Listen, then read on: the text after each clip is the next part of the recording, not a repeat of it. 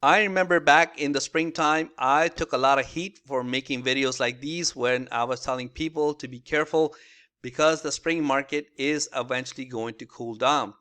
And a lot of people laughed at me. A lot of people said I was crazy because we had a huge supply issue, so the market will never slow down.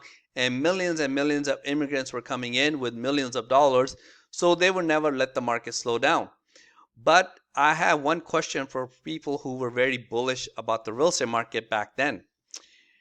How do you explain this? How do you explain what is happening in the month of September? I put this in red because we are at red alert right now.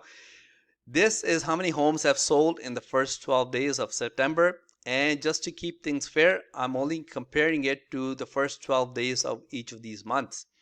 So, for example, Toronto, at the peak of the market in the first 12 days of May, 1,451 homes were sold. That dropped to approximately 50%. And in August, the first 12 days, 771 homes were sold in Toronto.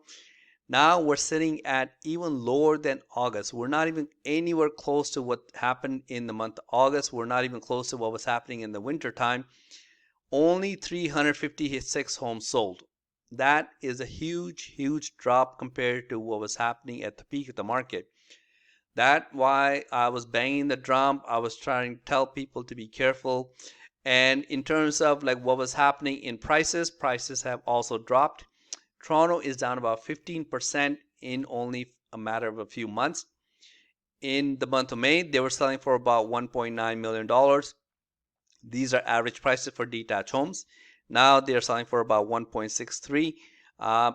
Everywhere else, they're down about 5 to 6%, but Toronto has dropped the most at 15%. And anybody who was saying back then that the supply issue will always be a problem because of so many buyers, supply is not an issue right now.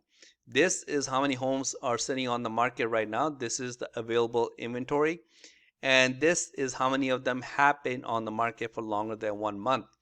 This makes up approximately 40 to 45% of the homes that have been sitting on the market for longer than 1 month. That's why I keep telling people to be careful with their money because making money is not easy. And the last thing you want to do is you buy at the peak and then 6 months later you lose your job and then you're like, uh-oh, now what? Now you can't even sell it because you've lost $100,000 to $200,000.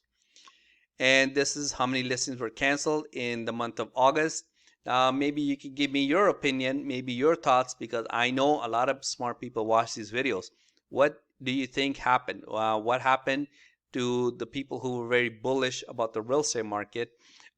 Because let's face it, the only thing that controls the real estate market is Bank of Canada, and they are the ones who were turning on the switch and off the switch of the real estate market. Like they dictate how we act basically, and a lot of people end up falling for this false urgency stuff.